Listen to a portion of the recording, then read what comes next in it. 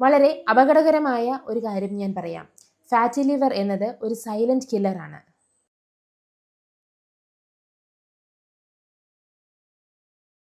നമസ്കാരം, എല്ലാവർക്കും എൻ്റെ പുതിയൊരു വീഡിയോയിലേക്ക് സ്വാഗതം. ഞാൻ ഡോക്ടർ ആതിര IAS. ഇന്ന് നമ്മളിവിടെ ഒന്നിച്ചിരിക്കുന്നത് നിങ്ങളുടെയോ അല്ലെങ്കിൽ നിങ്ങളുടെ പ്രിയപ്പെട്ടവരുടെയോ ജീവൻ രക്ഷിക്കുവാൻ പോകുന്ന ഒരു വലിയ അറിവ് പങ്കുവയ്ക്കുവാനാണ്. നമ്മളിൽ പലരും വിചാരിക്കുന്നത് എന്താണ്? മദ്യപിക്കുന്ന ആളുകൾക്ക് മാത്രമേ ലിവർ ചീത്തയാകൂ എന്നാണോ? എന്നാൽ കഴിഞ്ഞ കുറച്ച് വർഷങ്ങളായി ഞാൻ കാണുന്ന രോഗികളിൽ 70% സ്ത്രീകൾ, IT ജീവനക്കാർ, കുട്ടികളും ഒക്കെയാണ്. ഇവരിലാരും മദ്യം തൊട്ട് തീണ്ടാത്തവരുമാണ്. ഇവർക്കെല്ലാവർക്കുമുള്ള ഒരു പൊതുവായ രോഗനിർണയം എന്താണെന്നറിയാമോ? Fatty liver. ഇന്ന് നമ്മൾ ഈ വീഡിയോയിലൂടെ ഫാറ്റി ലിവർ എന്താണെന്നും ഇവ എന്തുകൊണ്ട് വരുന്നു, എങ്ങനെ വരുന്നു, നിങ്ങളുടെ അടുക്കളയിലുള്ള ഏതൊക്കെ സാധനങ്ങൾ ഇതിന് മരുന്നാക്കാം, കുറച്ച് സമയം എനിക്കായി മാറ്റിവെച്ചാൽ നിങ്ങളുടെ കരളിൻ്റെ ആരോഗ്യം ഞാൻ ഉറപ്പു തരാം. വീഡിയോ സ്കിപ്പ് ചെയ്യാതെ മുഴുവൻ കാണുക.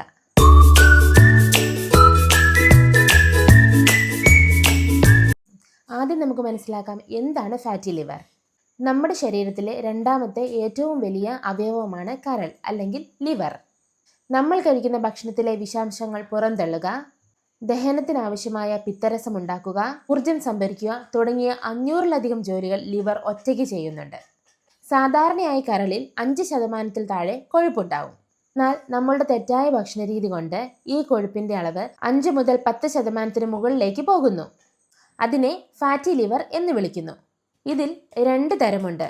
ഒന്നാമത്തേത് മദ്യപാനം കൊണ്ട് വരുന്നത്, രണ്ടാമത്തേത് മദ്യപിക്കാത്തവർക്ക് സംഭവിക്കുന്നത്, അതായത് AFLD ആൻഡ് NAFLD, അതായത് alcoholic fatty liver disease and non alcoholic fatty liver disease.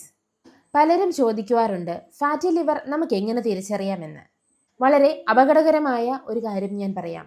Fatty liver എന്നത് ഒരു സൈലന്റ് കില്ലർ ആണ്. തുടക്കത്തിൽ ഇത് യാതൊരു ലക്ഷണവും കാണിക്കില്ല. നിങ്ങളിൽ ഭൂരിഭാഗം പേരും മറ്റെന്തെങ്കിലും ആവശ്യത്തിനായിട്ട് വയർ സ്കാൻ ചെയ്യുമ്പോഴായിരിക്കും യാദൃശികമായി ഇത് കണ്ടെത്തുന്നത്.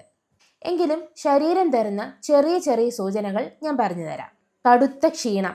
8 മണിക്കൂർ ഉറങ്ങിയാലും രാവിലെ എഴുന്നേൽക്കുമ്പോൾ ഭയങ്കര ക്ഷീണമായിരിക്കും. വയറിന്റെ വലതുഭാഗത്തുള്ള അസ്വസ്ഥത, വാരിയലിന്റെ താഴെ വലതുവശത്തായിട്ട് ഒരു ഭാരമോ അമർത്തുമ്പോൾ വേദനയോ അനുഭവപ്പെടുന്ന ഒരവസ്ഥ. ദഹനക്കേട്. എന്ത് കഴിച്ചാലും ഗ്യാസ് വരിക, വയർ വീർത്ത് നിൽക്കുന്ന ഒരവസ്ഥ. ത്വക്കിലെ മാറ്റങ്ങൾ. കഴുത്തിന് ചുറ്റും കറുപ്പ് നിറം വരിക അല്ലെങ്കിൽ ചുമന്ന പൊട്ടുപൊട്ടുകൾ പോലെ ശരീരത്തിൽ കാണപ്പെടുക. ഇനി ഇതിന്റെ ഘട്ടങ്ങൾ നമ്മൾ അറിഞ്ഞിരിക്കണം. Grade 1, grade 2, grade 3, then cirrhosis. Grade 1 എന്നാൽ സിമ്പിൾ ഫാറ്റി ലിവർ, കരളിൽ കൊഴുപ്പ് വന്നു തുടങ്ങുന്ന അവസ്ഥ. ഇത് വളരെ എളുപ്പത്തിൽ തന്നെ മാറ്റാവുന്നതാണ്. ഗ്രേഡ് 2 കൊഴുപ്പ് കൂടുക മാത്രമല്ല കരളിൽ നീർക്കെട്ട് സംഭവിക്കുന്നത്. ഇവിടെ നിന്നും നമ്മൾ ജാഗ്രത പാലിക്കേണ്ടതാണ്. Grade 3 fibrosis. നീർക്കെട്ട് കാരണം കരളിലെ കോശങ്ങളിൽ തഴമ്പ് വീണ് തുടങ്ങുന്നത്. ഇത് അവസാന ഘട്ടമാണ്. കരളിന്റെ പ്രവർത്തനം പൂർണ്ണമായി നിൽക്കുന്ന അവസ്ഥ. ഇവിടേക്ക് കാര്യങ്ങൾ എത്താതിരിക്കാൻ നമ്മൾ ഇപ്പോൾ തന്നെ ശ്രദ്ധിക്കേണ്ടതാണ്. അതുകൊണ്ടാണ് ഈ ഫാറ്റി ലിവർ വരുന്നത്. അല്ലെങ്കിൽ നമ്മൾ ചെയ്യാത്ത എന്ത് തെറ്റിനാണ് ഈ രോഗം വരുന്നത്? നമ്മുടെ ദിനചര്യയിലും ഭക്ഷണചര്യയിലുമുള്ള തെറ്റുകളാണ് ഇവയ്ക്കു കാരണം. ഒന്നാമത്തേത് ഓവർ ഈറ്റിംഗ്. മുൻപ് കഴിച്ച ആഹാരം ദഹിക്കുന്നതിന് മുൻപ് അടുത്ത ആഹാരം കഴിക്കുക.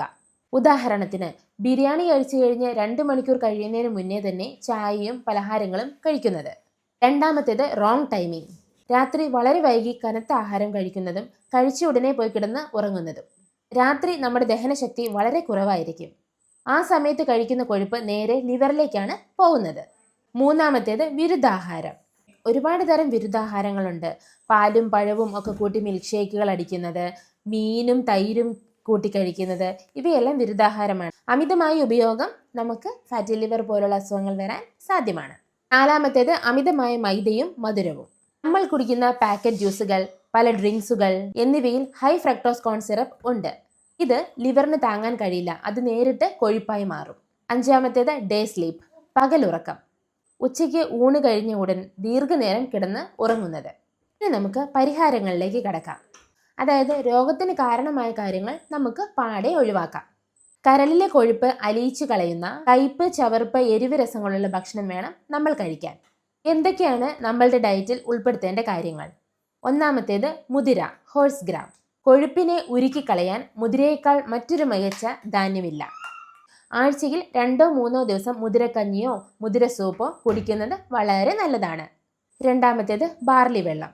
ശരീരത്തിലെ അനാവശ്യമായ കൊഴുപ്പും ശരീരത്തിലെ അനാവശ്യമായ വെള്ളക്കെട്ടും മൂത്രത്തിലൂടെ പുറന്തള്ളാൻ സഹായിക്കും.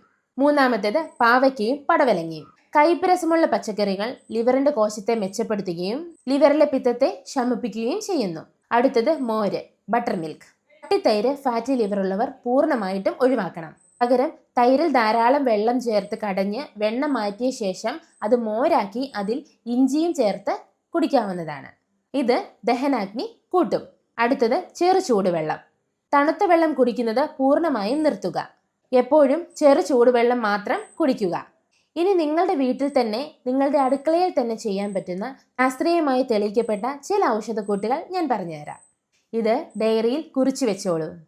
ഒന്നാമത്തെ കൂട്ട്, നമ്മുടെ നാട്ടിൽ കിട്ടുന്ന ഉണക്ക നെല്ലിക്കാപ്പൊടിയും മഞ്ഞൾപ്പൊടിയും തുല്യ അളവിലെടുത്ത് ദിവസവും രാവിലെ വെറുവയറ്റിൽ 1 ടീസ്പൂൺ ഈ പൊടിയെടുത്ത് ചെറു ചൂടുവെള്ളത്തിൽ കലക്കി കുടിക്കുക. മഞ്ഞളിലെ കുറുക്കുമീൻ കരളിലെ നീർക്കെട്ട് മാറ്റുമ്പോൾ നെല്ലിക്കയിലെ വിറ്റാമിൻ സി കരളിന് ഊർജം നൽകുന്നു.